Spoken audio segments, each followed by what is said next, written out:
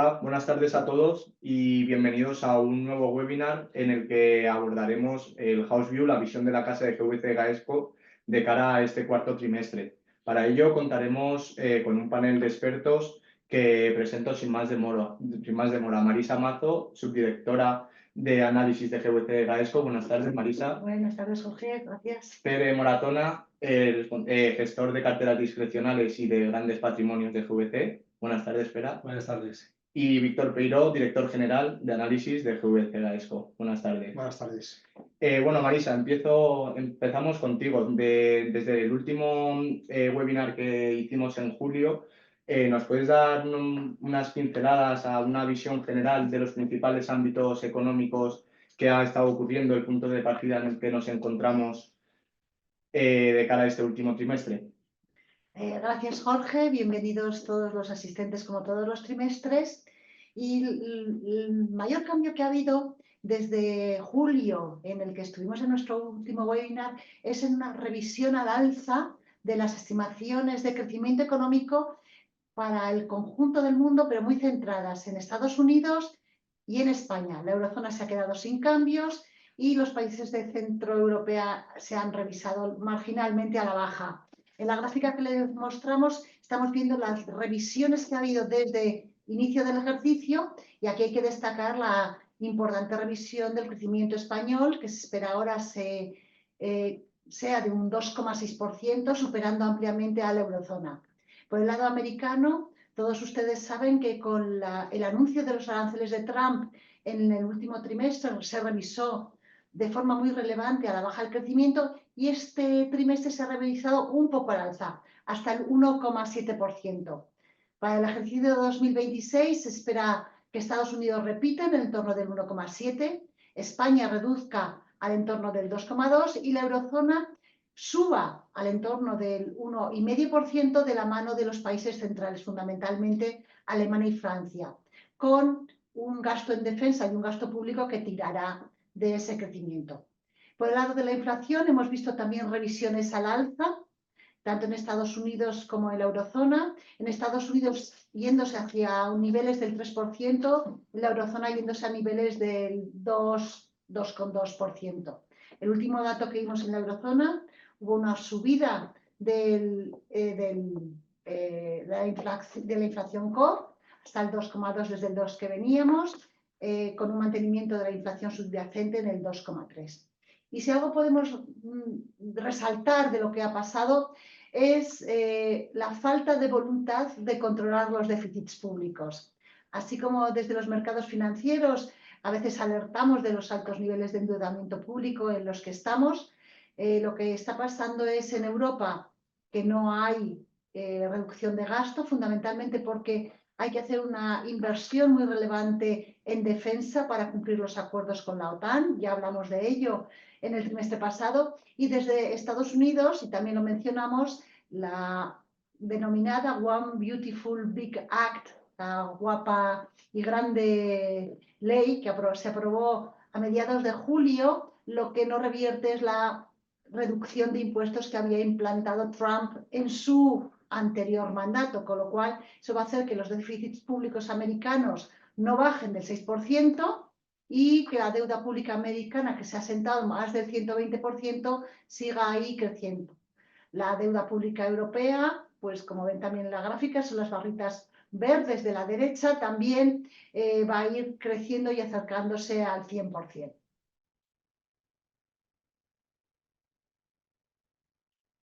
Bueno, y en este entorno de déficit público, de revisiones de crecimiento a la alza y de crecimiento de la inflación, ¿qué se puede prever de los bancos centrales en los próximos meses? ¿Qué datos serán claves antes de pensar en más bajadas de tipos? Bueno, aquí, como suele pasar, está yendo por barrios. Todos saben que el Banco Central Europeo ha llevado una política monetaria mucho más agresiva que la FED y ha bajado desde mediados del año, desde el año pasado, ha bajado desde el 4 y pico por ciento hasta el actual 2,15 en el tipo de intervención. En Europa parece que ya estamos llegando a su fin, ya lo comentamos en el otro webinar, y nosotros lo que esperamos es que bien se mantenga en los tipos actuales o como mucho haga una reducción adicional en el tipo de intervención y el tipo del depósito. Esto de que va a ser dependiente de dos factores fundamentales: si por fin se reaviva el crecimiento europeo, no se bajará, a pesar de que es ciertamente débil, y segundo punto, de la inflación, evidentemente. Ya saben que para el ECB la inflación es lo más relevante y se muestra bastante lo que se dice pegajosa, que dicen los ingleses, en los entornos de entre el 2, 2,5, pero sin bajar del 2%. La FED es diferente. Ha hecho 3 bajadas hasta el 4,25, la última en septiembre, llevaba casi un año sin bajar. Y aquí ha habido un enfrentamiento entre la administración pública americana, la administración Trump y la FED. El crecimiento americano sí se ha revisado a la baja, hay una mayor debilidad en el mercado laboral, con menor creación de empleo y un mínimo repunte de la tasa del paro hasta el 4,3. Aquí la FED va a depender muchísimo de lo que hagan la inflación. Y la verdad es que no se espera reducciones de la inflación muy drásticas en lo que queda de año. Se espera que cierre el año en el 3%. El dato de crecimiento económico muy fuerte para el primer trimestre ha hecho a los suspicaces pensar que no va a haber bajadas, pero el libro de puntos de la FED, que se publicó hace un par de semanas, lo que muestra es una polarización dentro de la FED. La mitad de los miembros esperan dejar el tipo este año en el entorno del 4, la otra mitad esperan que baje al 3,5, con lo cual va a ser muy dependiente de los datos. Y aquí decirles que es muy relevante, el mandato de Powell expira en mayo, con lo cual hay unos cuantos candidatos posicionándose para ser nombrados presidente de la FED para los próximos 6 años.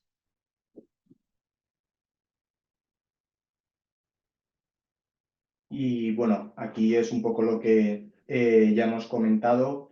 Estaremos muy atentos al nuevo mandato de la FED, y pasamos contigo, Pérez, con la renta fija. En general, la renta fija ha tenido un trimestre positivo y en general un muy buen año. Recientemente hemos visto, como acaba de comentar Marisa, mucho movimiento en los bancos centrales y mucho ruido en torno a este activo. ¿Nos puedes dar unas pinceladas generales de en qué momento nos encontramos en este activo y el riesgo de crédito, los spreads, los gobiernos versus el corporativo? Muy bien. Sí, aquí podemos ver en primer lugar lo que por tercer año consecutivo la renta fija está dando de positivo. Es decir, volvemos a tener un año muy positivo en renta fija, es decir, un activo que en el 2022 nos hizo sufrir mucho, ¿de acuerdo? Pero este año la rentabilidad, y como decía bien Marisa, va por barrios. Es decir, sabemos que la renta fija la podemos separar entre quién emite el bono, es decir, bonos de gobierno y bonos privados, ¿de acuerdo? Y luego, por otro lado, el rating crediticio, es decir, la calidad crediticia de esos bonos si hablamos de bonos corporativos, ¿de acuerdo? Si vamos a ver la parte de la derecha del gráfico, veremos los bonos privados con calidad crediticia menor. Esos bonos que se les exige un tipo de cupón superior a los bonos de gobierno y, por tanto, debido a esa crediticia más bajo, se le pide, están dando ese rendimiento superior. Pensemos que en un entorno macroeconómico como el actual, acomodaticio, donde, como decía Marisa, ha ido el escenario de menos a más, los spreads de crédito han bajado y, por tanto, es un activo financiero que, más allá de tener una TIR más alta, se ha beneficiado de esa reducción de spread y, por tanto, nos ha dado máxima rentabilidad. Por la parte de izquierda del todo vemos los bonos de gobierno, es decir, bonos que han sufrido más de esos ruidos de geopolíticos o de presupuestos, de déficits públicos, y, por tanto, que no han dejado que esas curvas de tipo de interés de bonos y gobiernos bajen, sino al revés, en Europa han subido, y, por tanto, la rentabilidad que nos arroja los bonos de gobiernos en este año 2025, para Europa especialmente, han sido rentabilidades incluso negativas. Se ha salvado la curva americana de tipos de interés porque, como bien decíamos, es el gobierno que este año ha podido seguir bajando tipos, especialmente en la parte corta de la curva, y, por tanto, nos arroja rentabilidad positiva. Y en la parte del centro vemos los bonos corporativos de alto grado de calidad crediticia, es decir, lo que llamamos investment grade. Aquí es un poco el intermedio entre bono de gobierno y bono de alto rendimiento o bono de economías emergentes. Es decir, bono con alta calidad crediticia que paga un spread de crédito de un tipo de interés superior al gobierno, que con ese entorno de mercado, macroeconómico positivo, nos ha arrojado rentabilidades positivas. Obviamente esto es un escenario que va a ir a la baja, es decir, los bancos centrales están bajando tipos, por tanto, poco a poco nos vamos comiendo un poco ese potencial de rendimiento a futuro, ¿no? ¿En qué escenario nos encontramos hoy en día? Pues bueno, si vemos este gráfico, los mismos índices bursátiles, perdón, los mismos índices de bonos que hemos visto en el slide anterior, vemos qué rentabilidad arrojan hoy si invirtiéramos en cada uno de ellos. Estos son los puntos en color negro, ¿de acuerdo? Es decir, qué rentabilidad tendríamos si invirtiéramos en cada tipología de bonos. Y sobre todo visto respecto a la media histórica de los últimos 15 años, que es la barra en verde, y respecto a cómo estaban esas mismas rentabilidades a inicio de año. Vemos que en general todos los bonos arrojan una rentabilidad por encima de sus medias históricas de los últimos 15 años, tanto los de gobierno como en el entorno agregado, como en el corporativo, pero vemos que la parte más arriesgada, en el mundo high yield y emergente, ya hemos ido a las medias históricas. Es decir, esos spreads de crédito se han reducido de tal manera que han consumido un poco ese spread histórico que suelen pagar. Entonces, con este escenario seríamos positivos también en la parte de mayores o de high yield o emergentes. Cuando digo positivo me refiero neutral, positivos en el activo, aunque neutrales en cuanto a posicionamiento estratégico, y más selectivos, es decir, coger la parte de más calidad de ese entorno de bonos, ¿de acuerdo? En la parte corporativa seguiríamos apostando claramente en el investment grade, ¿de acuerdo? Que aún arrojamos rentabilidades muy interesantes. Y en la parte de gobiernos, a la izquierda, pues diferenciaríamos de lo que sería la curva europea de la curva americana, claramente, ¿no? Aquí vemos esos spreads de crédito que decíamos, tanto en Europa como en Estados Unidos, tanto en el mundo del investment grade como en el mundo del high yield. En ambos casos y en ambas zonas geográficas vemos que las métricas están en mínimos históricos de los últimos 10 años, con lo cual hay que ser más selectivos, es decir, el mercado de renta fija por la parte de crédito está más exigente. Ahora sí, el carry, es decir, la TIR que nos arrojan esos bonos sigue suficientemente interesante para ser invertibles como activo financiero diversificado de cualquier cartera.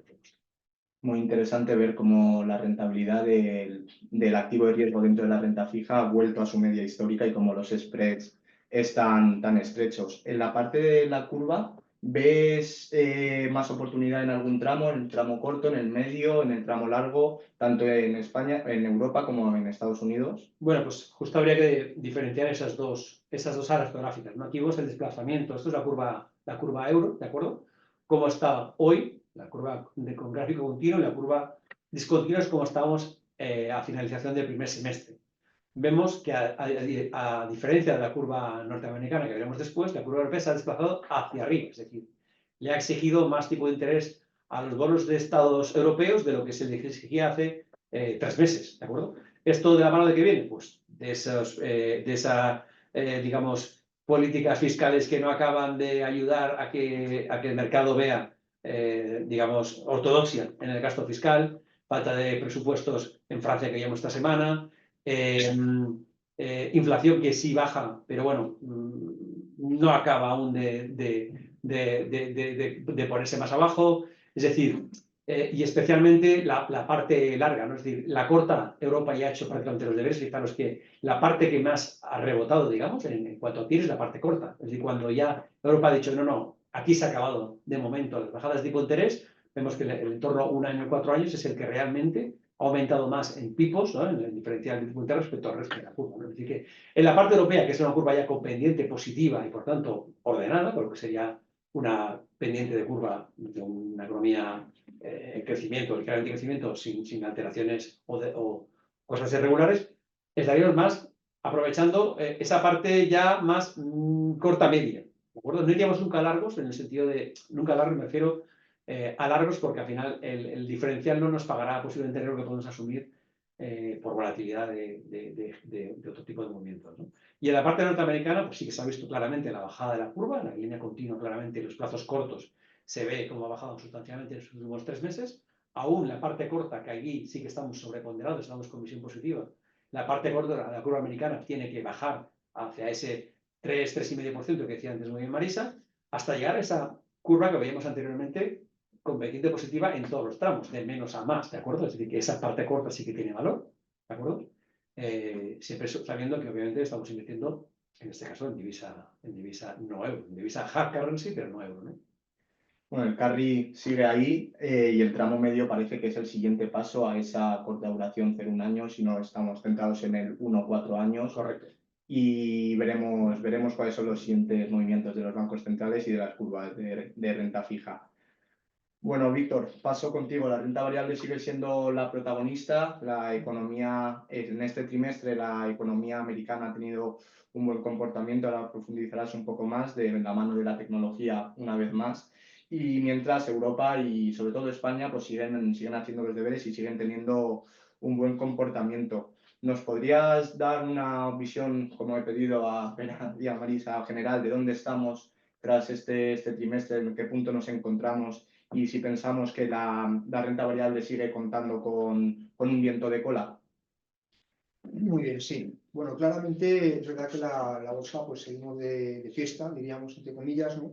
Porque vemos ahí bueno, pues la gran evolución que ha tenido, la importante evolución que han tenido todos los índices en los últimos 3 años, ¿no?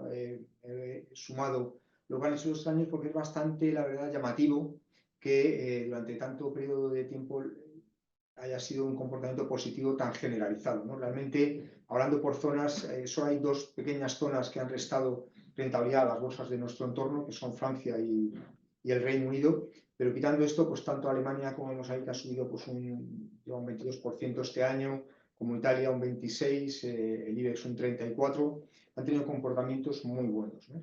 La verdad que esto llama la atención porque el comportamiento medio histórico de las bolsas de las renta variable está alrededor del 10, entre el 10 y el 12%, ¿no? Por lo tanto, estas medias de más de 20 y tantos por ciento anuales en los últimos años responden a los coletazos que han seguido al tema de la pandemia, por supuesto, que hay una penalización importante, pero también a que el entorno de resultados de las compañías, como veremos, ha estado muy fuerte, ¿no? La inflación les ha sentado bien a las compañías en general, ¿no? Aquí lo que diríamos es que no vemos, ahora veremos, una fuerte sobrevaloración, pero lo que sí vemos son vientos de cola, como mencionabas, ¿no? En esta slide, precisamente, que hemos puesto ahora, lo que se puede ver es el gran crecimiento que hay de la liquidez. Medida se puede medir de muchas formas, hay discusiones sobre cuál es la mejor forma de medirla, pero al final la M2 total del mundo, ¿no? como valor de liquidez ha seguido creciendo muy fuerte desde los años 2017, que me he puesto ahí, hasta los años actuales, y hay una correlación muy fuerte con la evolución del Standard & Poor's, ¿no? Y es algo que se nota en varios segmentos del mercado, ¿no? Esta liquidez es verdad que muchas veces va a gestión pasiva, ¿no? A través de ETFs, a través de Bitcoin, de todo tipo de activos, pero sí que es bastante, llega a la renta variable en todo caso.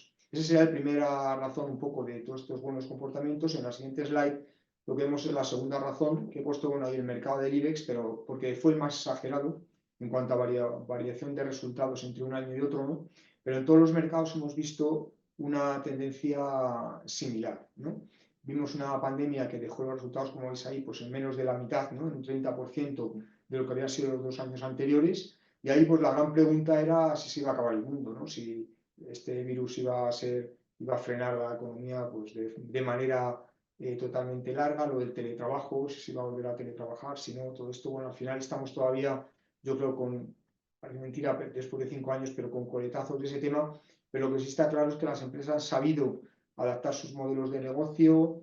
La población en muchos países europeos sigue creciendo por temas exógenos, ya no tanto de población interna, sino de inmigración, y las compañías se van internacionalizando más, y ahí vemos un poco, pues, por ejemplo, los resultados del IBEX, ¿no? Que ahora mismo, a día de hoy, multiplican pues, prácticamente por 5 los resultados que tuvieron en 2020, ¿no? Por lo tanto, los vientos de cola son claros y continúan ahí, ¿no?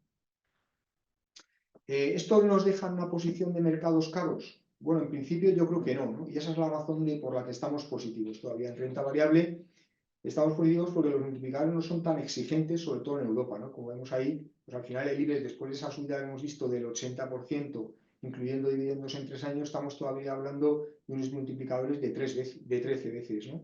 Que son multiplicadores incluso parecidos a la media histórica. En Europa pues, están un poquito por encima de la media histórica, pero siguen sin ser demasiado caros. Y en Estados Unidos, a pesar de que, como vemos ahí, la tendencia es distinta, ¿no? Son multiplicadores al alza, Hay que también tener en cuenta el cambio de estructura del mercado, ¿no? Que hace varios años pues, no existían estos macro holdings tecnológicos y que se están absorbiendo toda la economía, ¿no? Además se van adaptando perfectamente, o incluso yo creo que la van creando nuevas patas de la economía, como por ejemplo la inteligencia artificial, ¿no? Bueno, pues entonces la comparación de los múltiplos antiguos tampoco a lo mejor tiene tanto sentido, ¿no? Por lo tanto, importante es decir que no vemos una valoración excesiva en los mercados. Bueno, vistas las valoraciones, ¿crees que en este entorno o nos puedes proponer alguna estrategia en qué sectores estás o estamos más positivos desde JVC Gaesco? Sí, está claro que ese positivismo que tenemos en los mercados de renta variable hay que tenerlos vigilados, ¿no? Porque una subida del 80% en 3 años lleva a muchas tentaciones de tomar beneficios a muchos gestores en mucha lógica. Por lo tanto, hay una rotación de activos y de valores muy importantes, ¿no? Y de sectores, ¿no?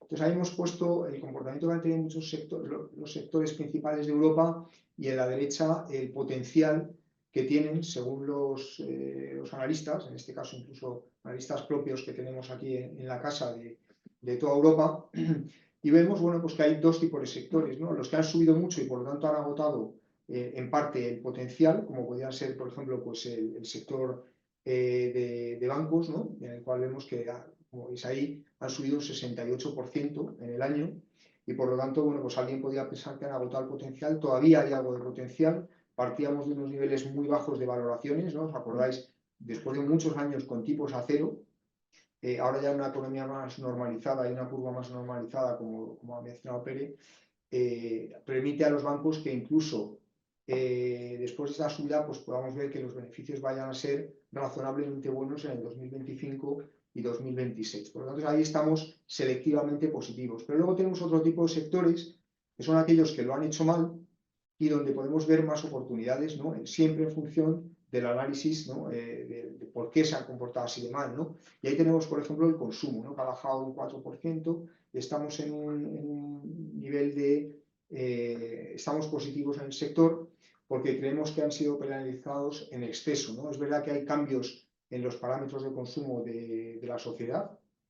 Es verdad que hay muchas empresas de este sector que están afectadas, por ejemplo, por la economía china, pero en general creemos que ahí se pueden seguir viendo oportunidades. Y también tenemos oportunidades en el sector industrial, ¿no?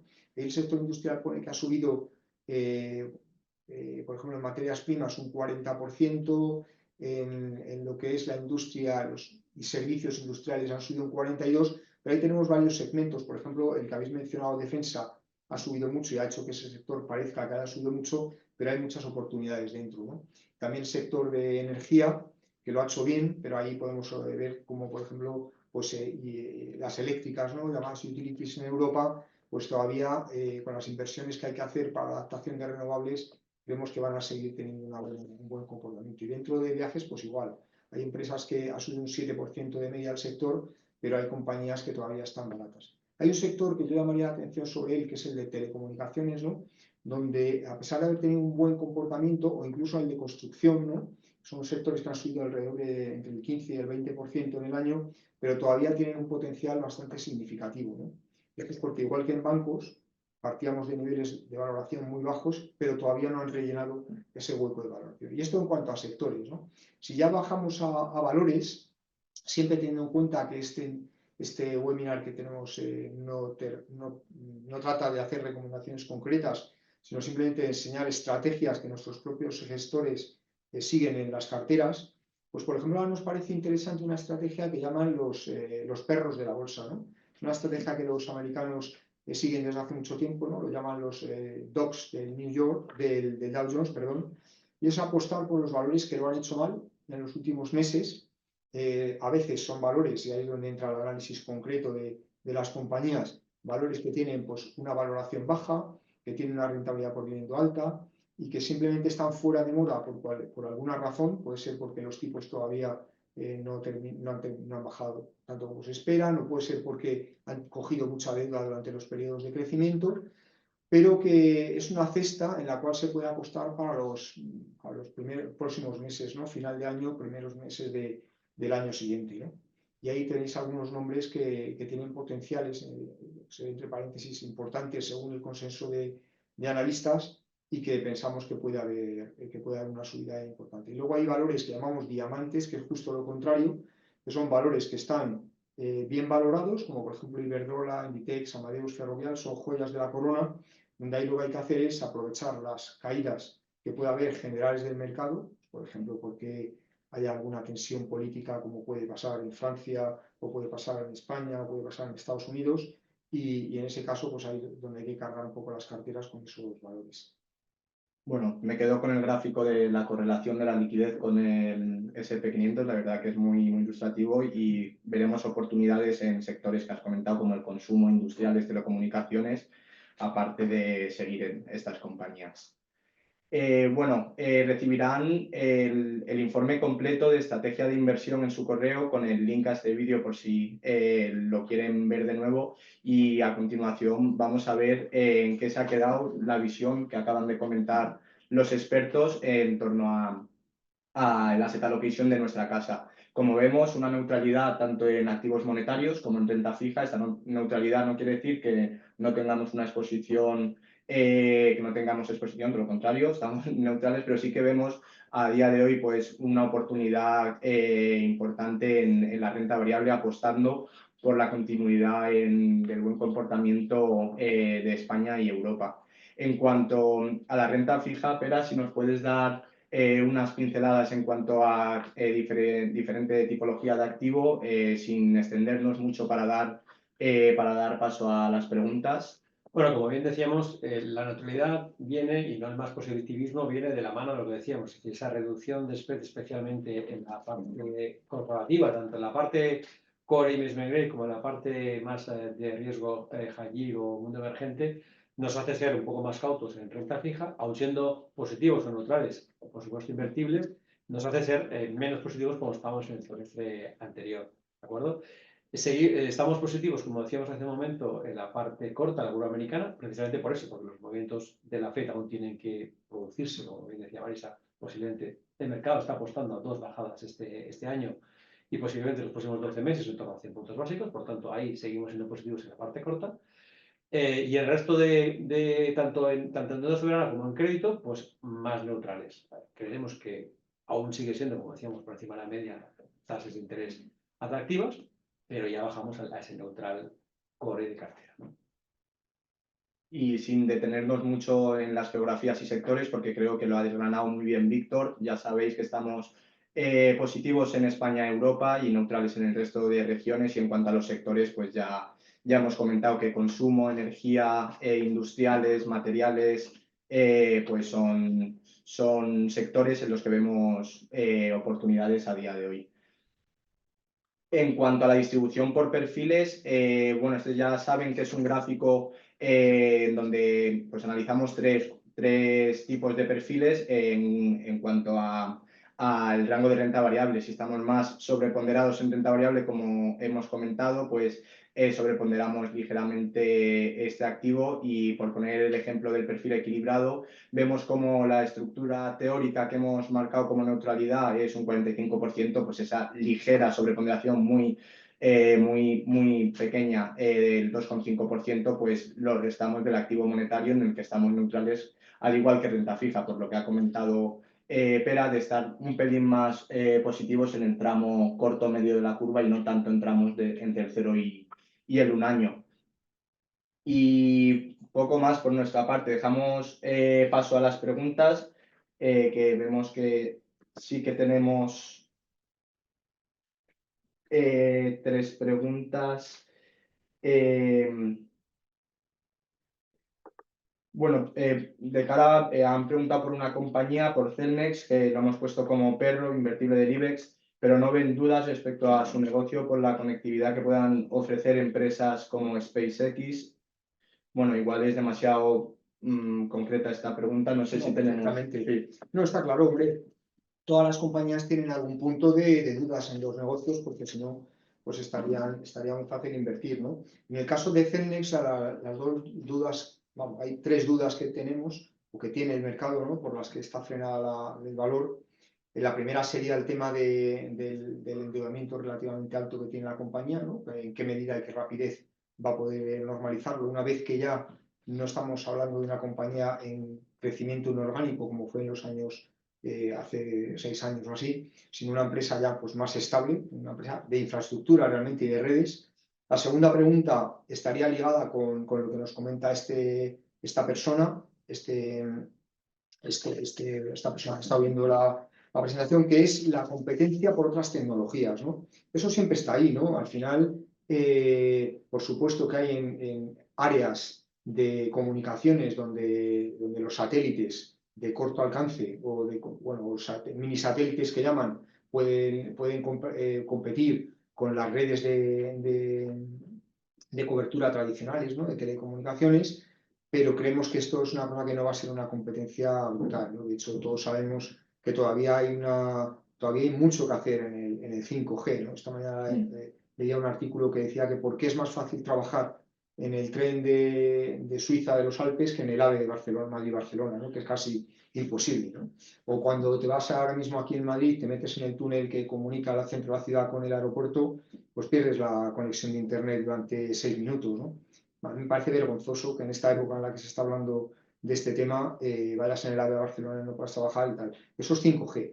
Y al final el 5G necesita un nutrido de redes que si no se ha conseguido con las redes actuales, que todos sabemos que está lleno de redes actuales, imagínate cómo se va a conseguir soltando satélites por todo. O sea, que yo creo que eso es un complemento para temas especiales como la guerra, ha jugado un papel importante en las guerras, en los temas agrícolas, temas de esto, pero no creo que vaya a ser generalizado. Por lo tanto, veo como una amenaza pequeña, ¿no? Y el tercer punto que no le hemos comentado de Cellnex, riesgo de Cellnex, es la revisión de los contratos, ¿no? Esto pasa igual que en los alquileres, ¿no? Ellos tenían unos contratos o tienen unos contratos fijados a 15 años prácticamente con las compañías, que es muy seguro, pero al final todos sabemos que puede venir una compañía y decir, oye, que yo quiero revisarlo a la baja, por lo que sea, porque la rentabilidad que estamos obteniendo es más alta, o que tú estás obteniendo es más alta que la que estamos obteniendo nosotros con otras cosas, y haya negociaciones, ¿no? Y ahí sí que se está produciendo algunos deslizamientos, a lo mejor, de precios, pero tampoco lo vemos importante. Aquí lo importante es el tema de la deuda, ¿no? Y el tema de la deuda, pues poco a poco, con la generación de cash flow que va haciendo la empresa y las pequeñas ventas de activos, se absorberá y de repente pues el mercado verá que tiene una deuda ya más asumible, entenderá que un proyecto es como las renovables, ¿no? Que tiene una duración de 15 años con una regulación de ingresos a IPC, con contratos cerrados, admite una deuda de 5 o 6 veces sin ningún problema. Lo que pasa es que mucha gente todavía piensa que va a tener que ser de 3 veces como es una empresa de otro tipo, ¿no? Pero bueno, eso son cosas que van pasando y a todo valor al final que es de calidad le llega su momento. Es verdad que puede tardar más o menos, pero puede llegar. Gracias, porque era una respuesta un poco complicada. Aquí, Marisa, creo que puedes responder tú esta pregunta. Quieren profundizar un poco más en el eurodólar, en pues qué ha hecho el eurodólar este año y pues qué pensamiento tenemos sobre estas divisas. Bueno, como todos ustedes saben, la estimación o el pronóstico en las divisas es la estimación o pronóstico más desacertado de los mercados financieros, el más difícil. En el dólar, lo que está sucediendo, a mi juicio, después de este deslizamiento tan relevante que aquí este año, es lo que muchos economistas llaman la teoría de la sonrisa del dólar. El dólar históricamente ha estado fuerte, o bien cuando hay una crisis económica mundial brutal, donde actúa como refugio, o bien cuando el crecimiento americano es diferencialmente mucho más positivo con otras regiones. Y ahora estamos en un punto intermedio donde ni el crecimiento americano es un gran diferencial, más o menos va todo al tran-tran, y en esos momentos normalmente el dólar es donde más débil se encuentra. ¿Qué podemos esperar? Bueno, esto va a depender de cómo se confirmen las estimaciones macroeconómicas. Si se confirma que Estados Unidos no se mantiene en torno al 1,7, con Europa en torno al 1,2, etc., pues veremos un dólar más estable. Si vemos un mayor deslizamiento del crecimiento económico americano, probablemente veamos un dólar más débil deslizándose por encima del 1,20. Y lo que no se ve por el momento es que Estados Unidos vaya a acelerar notablemente su crecimiento en los próximos 2 o 3 años. Tiene ciertos problemas de endeudamiento, de déficit público, todo el tema de los aranceles que no se sabe muy bien cómo va a acabar afectando. Y bueno, me gustaría decir que ahora parece que nos echamos las manos a la cabeza con un dólar a 1,17. Yo me acuerdo de estar viajando hace 15 años o igual algo más, en la década del 2000, y venirme con 4 iPads porque estaba a 1,50, 1,60. Entonces era súper barato comprar en Estados Unidos, por lo cual tampoco es una devaluación tan sumamente radical. Claro, cuando pasa en 6 meses y pasamos del 1,05 al 1,17, sobre todo en gestión, pues nos come mucha rentabilidad. Gracias, Marisa. De nada. Nos preguntan también por Francia, los recientes acontecimientos. No sé si tú, Pera, nos puedes dar un poco de visibilidad porque está centrada la pregunta en la parte de renta fija. ¿Cómo ves el entorno en Francia, que es complicado? Bueno, pues ha tenido que dimitir, aunque hoy se decía que posiblemente se podía formar algún tipo de conglomerado de consensos. En Francia ha tenido que dimitir el tercer primer ministro de Francia en pocos meses. Esto pues va a tensionar un poco pues, la curva francesa pues, de deuda soberana se ha vuelto a tensionar hacia arriba, es decir, el diferencial de la deuda soberana respecto a otras deudas europeas, principalmente la francesa, a la alemana, que es el referente, pues ha ido a 83 puntos básicos, a más 0,83. Pensemos que España, como referencia, España está a más 0,53 respecto a Alemania, Francia está a más 0,83, es decir, por encima de la deuda, pagando más que la propia deuda española.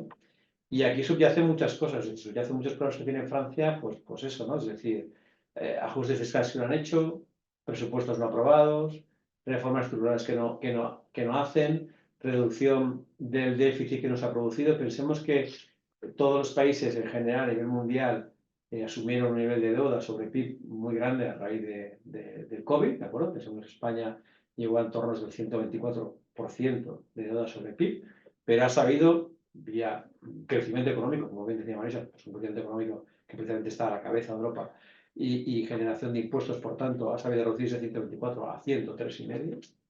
Alemania, que obviamente era el país ya históricamente menos endeudado, pero también ha sabido reducir de ese 68% en 2021 a 63% actual. Pero es que Francia solo ha reducido del 117 al 114. Francia no ha hecho realmente ningún deber, no tiene capacidad de reducir nada. Entonces, eso le pesa, cuesta tomar medidas, y eso es un poco un riesgo para todo conglomerado de la zona euro, ¿no? Pero bueno, veremos a ver si realmente conforman un nuevo gobierno mínimamente estable para tomar algún tipo de medidas que saquen de esa mini crisis o como queden realmente. Aquí veo varias, bueno, muchas gracias, Pera. Aquí veo varias preguntas sobre tecnología, las voy a juntar un poco. Hablan de que hace pues, unos meses se hablaba de que estábamos viviendo un riesgo similar al de la crisis.com, que si consideramos que esos riesgos han disminuido o sigue latente ese riesgo de, pues, bueno, de una burbuja como fue entonces. No sé si Víctor. Sí, bueno, si queréis doy mi opinión y luego Pere como gestor también que la dé, ¿no? Que es interesante. Bueno, ya hemos visto, ¿no? Que los multiplicadores de Estados Unidos arrastran una sobrevaloración por estas compañías. Hoy he visto que me parece que hemos tocado estos días la máxima concentración del índice de Standard & Poor's en la máxima. Creo que me parece que estas 4 o 5 empresas pesan el 20 y tantos %. Por lo tanto, el riesgo sí que existe, o sea, está ahí. Hombre, todos sabemos, en la medida que vamos aprendiendo a manejar el tema de la inteligencia artificial, vemos que sí que hay algo de verdad detrás, había muchas dudas. La monetización ha empezado muy fuerte de la inteligencia artificial, porque igual que otros servicios no terminan de poder monetizarse o tardaron más en monetizarse, como por ejemplo las redes sociales, ¿no? Donde hasta que se instauró la publicidad de forma más consistente se tardó mucho en hacer dinero. La inteligencia artificial ha empezado muy fuerte, ¿no? Con cobro por la parte premium, además cada una de las redes sus cobros y tal, especialización, por lo tanto mucha gente está teniendo que meterse a apuntarse a esto, ¿no? O sea que hay una monetización. Y en ese sentido, pues hay menos, yo creo, riesgo de burbuja, desde luego mucho menos que en aquella época, ¿no? Pero sí que es cierto que hay que vigilarlo, o sea, no voy a decir que no. Sí, aquí preguntan un poco en las carteras que estamos haciendo, si lo estamos teniendo en cuenta, también mencionan el SP500 en esta, pero bueno, se puede relacionar tanto la tecnología con el SP500, que si estamos neutrales, porque estamos neutrales y sigue haciéndolo bien, pues un poco seguir la A ver, respuesta. estamos neutrales por lo que comentaba muy bien Víctor. O sea, al final es verdad que los beneficios están acompañando. Los beneficios realmente, si tú miras los beneficios y las cotizaciones de las compañías, están acompañando, con lo cual es cierto, pero también es verdad que la composición de los índices son muy diferentes a los históricos, cuando decimos el estándar apuesta 22 veces beneficios, cuando la media histórica podría ser 16, 17, 18, pero es que son índices muy diferentes, composiciones muy diferentes. Pero ese riesgo de concentración no deja de ser un riesgo, ¿no?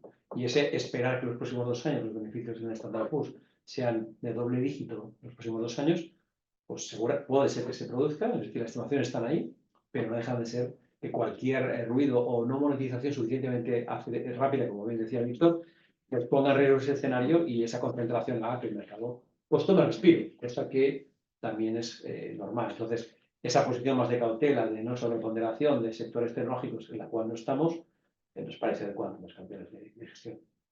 Bueno, aquí también hacen una pregunta sobre las pymes europeas, igual podemos ir también a las small caps en general, el asset class. Sí.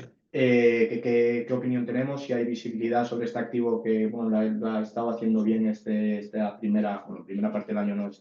Lo que llevamos de año, si podemos arrojar algo más de luz. Sí, efectivamente, las small caps cotizadas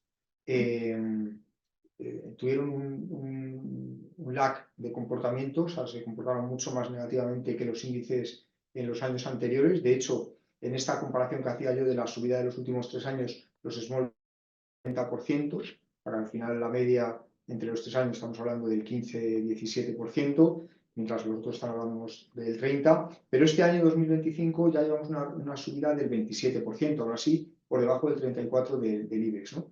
¿Creemos en los small caps? Bueno, small caps es un sector, es una asset class que hay que verlo siempre con selección activa de valores, en mi opinión. No existen, desgraciadamente, fondos de inversión tan especializados en los microcaps, por supuesto sí en los small caps, pero en los microcaps, fondos de inversión, pero sí existen los fondos de capital riesgo, ¿no? Y los fondos de capital riesgo sabemos que están creciendo muchísimo y son los que invierten en todas estas pequeñas empresas. Por lo tanto, yo creo que ahí está oculto el valor que están generando porque no lo ven nada más que los que invierten ahí. Pero yo por las referencias que tengo de los fondos de capital riesgo que hay, pues están yendo muy bien, ¿no? Son empresas pequeñas, bien gestionadas, creo que tienen una oportunidad muy grande en un entorno que hemos hablado de crecimiento de la población, ¿no? Vale, pues por nuestra parte esto es todo. Muchísimas gracias por todas las preguntas que nos han realizado. Encantados de que contacten con su responsable para que sigamos resolviendo todas las dudas posibles. Y nos vemos en el próximo webinar al inicio de año de 2026. Muchas gracias a todos y que tengan una muy buena tarde.